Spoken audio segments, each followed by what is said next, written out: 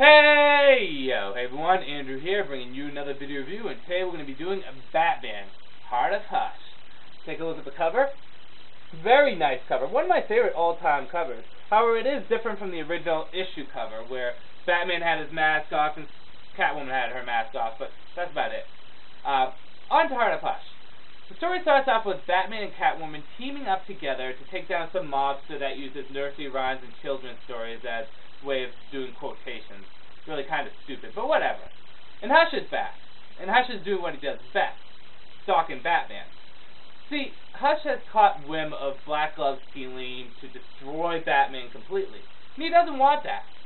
Hush wants to destroy Batman. He doesn't want anyone else to have that pleasure. So he's moving up his operations.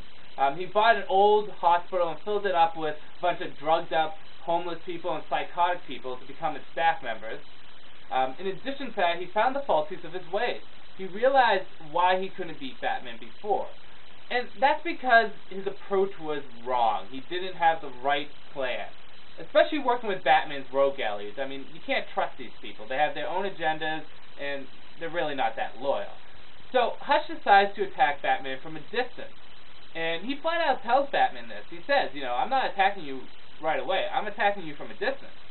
And Batman thinks, oh, well, maybe Hush is going to be going after Nightwing or Robin or Alfred. I should go warn them. And he does. He warns them about Hush's return. At the same time, Catwoman goes off to talk to Zatanna, and they have a little conversation about Bruce and their love life with him. Zatanna says that she loves Bruce. She really does. But their time has passed. Bruce doesn't have the same feelings for her. But, Catwoman, he has the feelings for you. He's always had that special place in his heart for you. And Catwoman replies, well, yeah, I never felt the way I did with anyone other than Bruce. He's changed my life. He's made it better. So Zatanna replies, well, if that's the case, Bruce is with Jezebel right now, and they're pretty hot and heavy. If you want any chance to be with Bruce, if you want any chance to have love with him, you better make a move now before Jezebel can seal the deal. So Catwoman takes the advice, goes back to her apartment, and actually decides to go meet up with Bruce and to confess her feelings to see what would happen. At the same time, Batman finds out that Scarecrow has abducted a kid and holding him for ransom, and Batman goes to save the kid. However, this is just a distraction, so Hush could kidnap Catwoman and surgically remove her heart, using technology he got from Mr. Freeze. Now, Catwoman's still alive. Hush actually drops her off at a hospital, and there Batman goes to see Selina Kyle, and he gets pissed, really pissed, that he goes over, beats the living hell out of Scarecrow, pretty much tortures him, and Joker's watching, and he's laughing. And Scarecrow eventually tells him where Hush is hiding, and Batman goes to confront Hush. But Hush basically says, I got Catwoman's heart. I got her kill switch right here. You do anything to me, she's dead. So Batman kind of just goes with the flow, and they go into the room where Selina Kyle's heart is. And in that room there's some nerve gas that kind of paralyzes Batman, and he gets strapped down, and Hush reveals his big plan. He takes off his bandages, and he surgically had his face altered so it would look like Bruce Wayne's face. And he says, the reason why I went after Catwoman is no woman has ever captured your heart, or had your heart, quite like her. And now I've got her heart. And now that I have your face, I'm going to take your fortune, I'm going to take your life, and I'm going to kill everyone you know. Your friends, your family, doesn't matter. They're gone. So, Hush basically runs his mouth too long. Batman is able to escape, and both of them head towards Wayne Manor. Why Hush didn't try to stop Batman, I don't know, but they both go to Wayne Manor. And there they have the big confrontation. Nightwing and Robin step in to help out Batman, and they have this big fight, a very nice fight in the Batcave. And the Batcave was very nicely detailed. The way the Batcave was done up looked really nice. But the battle went on, and Hush's stitches were coming out, and he started to bleed, so he had to retape his face up. And eventually the battle concluded with a big explosion and Hush getting away. But pretty wounded. He's not going to come back and challenge Batman for a long time. The last part of the story deals with Bruce Wayne going to meet Selina Kyle, who's healed up. Dr. Midnight put her heart back in, healed her up. She's fine, perfectly healthy. There's a little scar there, but whatever. And Batman goes and he Selina Kyle's unconscious, and he confesses his true feelings for her. That no one has captured his heart quite like her.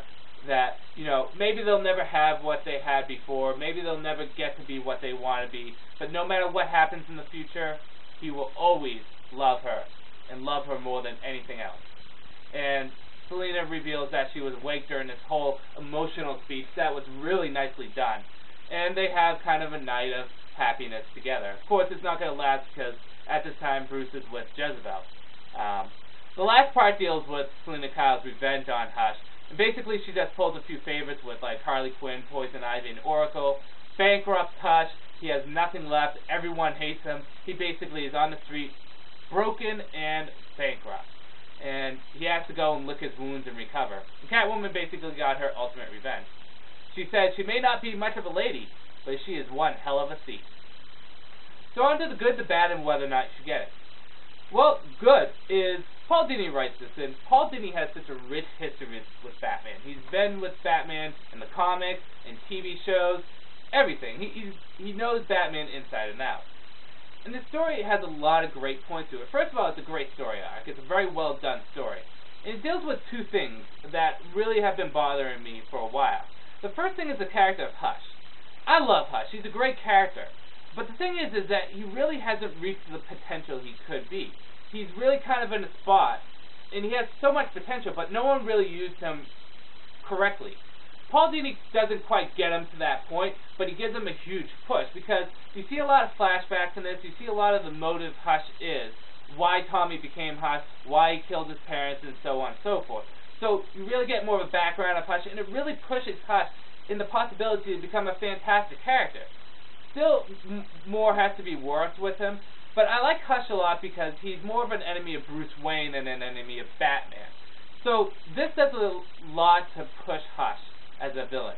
It also does a lot with Batman and Catwoman's love life, because they really had an on-again, off-again love life. And really, it's come to the point where they should get together, because they work so well together, and they admitted to each other. They admitted to themselves that they love each other. There's no one else in their life that they love more than, Catwoman loves Batman and Batman loves Catwoman. So really, if Batman wasn't with Jezebel, just think what would happen. He'd probably be with Catwoman right now. So I hope that when Batman comes back from the Omega Sanction, is when all is said is done with whatever Grant Morrison is going to do, him and Catwoman will get together. I think it'll be a great thing for the characters, and it's a great evolution of the character, because Batman really evolves over time as a character, and Catwoman does too. And you can't keep Batman a lonely character all the time. You got to give him some love. I mean, Catwoman and Batman married each other in the Golden Age stories. Why not now? They just work well together. So this does a good job at pushing their relationship. The art is fantastic too. This art has been done in Private Case books, and it really works well with Paul Dini's way of how he tells the story. It's not the most realistic art, but it's just very nicely done art. It sets the tone and it sets the feel. Bad. The only bad I can think about is that they said that this has connection to R.I.P., but it really has no connection at all. Not saying I want it to have connection to R.I.P. I'm glad this is a standalone story. But it's just like they put the R.I.P. title on so many things. Detective Comics, Nightwing, Robin, really none of them had very little to do with R.I.P. Black Glove and Jezebel are barely mentioned in this. It really doesn't have anything to do with R.I.P. It's not really a big complaint, but I mean, it's something DC's doing with a lot of their titles. So that was kind of stupid, but whatever. Other than that, whether you should get it, definitely. I enjoyed this. I probably enjoyed it a bit more than R.I.P. For the reasons why I said in R.I.P. R.I.P. was a good story, but it was hyped up too much, and yada yada yada. See my R.I.P. review. But I liked this a lot because it was well done. It wasn't too long. It had the right amount of structure in it. The backstory for Hush was great. They really pushed the character of Hush. They really pushed the relationship between Batman and Catwoman.